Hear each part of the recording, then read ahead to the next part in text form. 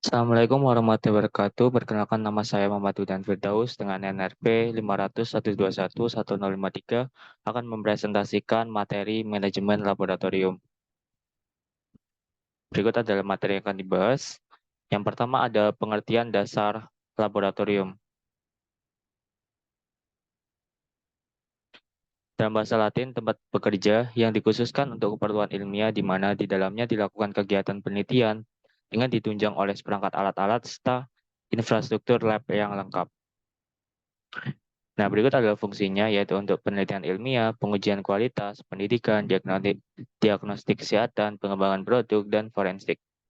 Misalnya ada keselamatan kerja di laboratorium. Nah, di sini ada penyebab kecelakaan kerja, di antaranya ada bahan kimia berbahaya, perilaku yang tidak aman, peralatan yang rusak, kondisi lingkungan tidak aman, kurangnya pelatihan dan pemahaman tentang keselamatan, risiko listrik, kebakaran. Sedangkan untuk resiko bahayanya itu ada kebakaran, keracunan, kecelakaan, bahaya biologi, ergonomi, psikologis, radiasi, dan bahaya kebisingan. Nah, berikut adalah simbol peringatan dan bahaya yang ada di lab. Selanjutnya ada upaya pencegahan, bisa memberikan pengetahuan melalui pelatihan keselamatan kerja, terus menyusun alat bahan sesuai karakteristiknya, memberi simbol peringatan yang jelas, dan menggunakan alat pelindung diri. Misalnya ada penanganan bahan beracun dan berbahaya. Sebelum itu kita perlu tahu jenis-jenis B3. Kalau menurut sumbernya itu dibagi menjadi dua, sumber spesifik dan sumber tidak spesifik. Sedangkan menurut sifatnya dibagi menjadi 6, yaitu bahan korosif, toksik, bahan mudah meledak, radioaktif, biologis, dan bahan berbahaya lainnya. Hanya ada penanganan B3, itu ada kenali semua sifat alat dan bahan, pakai APD, pasang identitas seperti simbol dan label pada bahan-bahan, lalu tempatkan bahan B3 sesuai dengan sifatnya. Terus buang sisa dan kemasan bahan B3 sesuai dengan aturan. Lalu ada penyimpanan B3, yaitu gudang kimia harus dipastikan aman terhadap pengaruh kondisi lingkungan, lalu menyiapkan K3 sesuai dengan bahaya bahan B3, memperhatikan tata letak bahan, terus terdapat labeling atau lembar data keselamatan bahan, terus setiap anggota juga dilarang makan dan minum di tempat penyimpanan bahan. Misalnya ada pengertian dan ruang lingkup sistem standarisasi laboratorium. Untuk pengertiannya sendiri adalah seperangkat pedoman, metode, prosedur, perangkat keras, perangkat lunak, dan dokumentasi yang digunakan oleh laboratorium untuk memastikan bahwa pengujian, analisis, dan eksperimen yang dilakukan menghasilkan data yang konsisten. Sedangkan untuk ruang lingkupnya dibagi menjadi dua, yaitu untuk persyaratan kompetensi dan cakupan organisasi. Misalnya ada persyaratan teknis dan persyaratan mutu, laboratorium pengujian, dan kalibrasi. Nah, untuk persyaratan teknis sendiri merujuk pada seperangkat ketentuan teknis yang mengatur bagaimana pengujian dan kalibrasi harus dilakukan, termasuk metode, prosedur, dan kriteria evaluasi yang harus dipatuhi oleh laboratorium. Sedangkan untuk persyaratan mutu mencakup komponen manajemen yang memastikan bahwa laboratorium mengoperasikan sistem manajemen mutu yang efektif. Selanjutnya ada sistem dokumentasi dan ketelusuran pengukuran pada laboratorium pengujian. Nah, di sini definisi dari sistem dokumentasi adalah sebuah sistem atau proses yang digunakan untuk mengumpulkan, memilih, mengolah, dan menyimpan informasi dalam bidang pengetahuan. Sedangkan untuk keterusan pengukuran sendiri adalah sebagai sifat dari hasil pengukuran atau nilai dari standar acuan yang dapat dihubungkan ke acuan tertentu, biasanya berupa standar nasional atau internasional, melalui rantai perbandingan yang tidak terputus, di mana dalam setiap tahap perbandingan tersebut mempunyai ketidakpastian tertentu.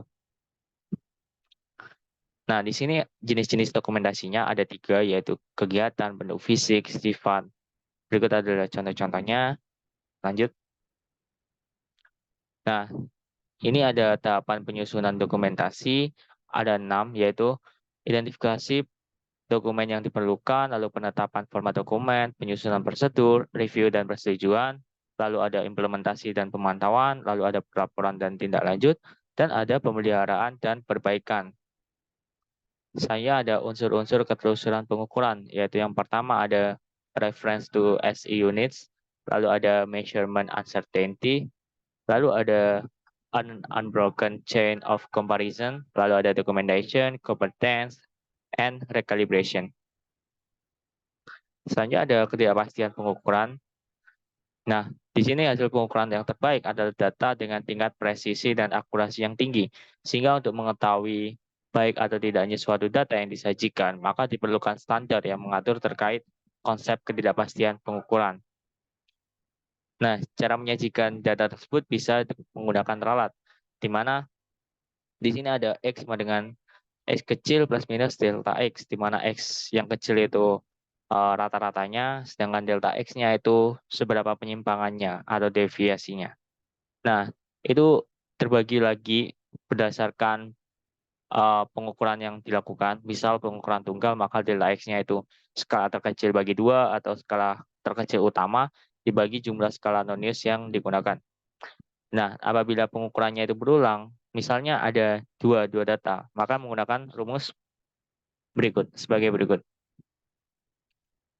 Nah, tapi misal datanya itu lebih dari dua, maka delta X-nya itu berupa standar deviasi atau seberapa besar penyimpangan normal data terhadap nilai rata-ratanya. Nah, rumus standar deviasi sendiri itu dibagi menjadi dua.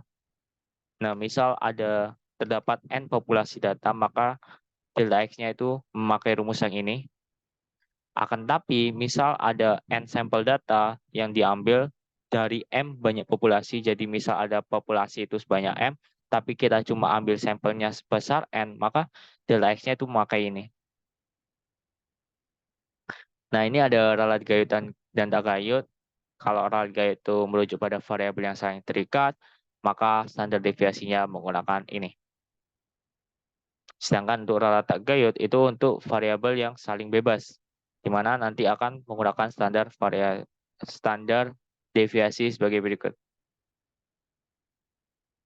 Nah, selanjutnya ada sistem inventory laboratorium, di mana tujuan sistem inventory laboratorium itu ada pengelolaan ketersediaan alat bahan, terus efisiensi operasional, terus ada keamanan, lalu ada efisiensi pengelolaan sumber daya, terus ada keakuratan data. Nah, berikut adalah proses diagram blok proses persiapan dan pengendalian dokumen. Ada preparation, lalu ada approval, terus ke issue or distribution, lalu ke review, lalu ke revisi, lalu balik lagi ke approval. Baik, terima kasih. Sekian presentasi dari saya. Wassalamualaikum warahmatullahi wabarakatuh.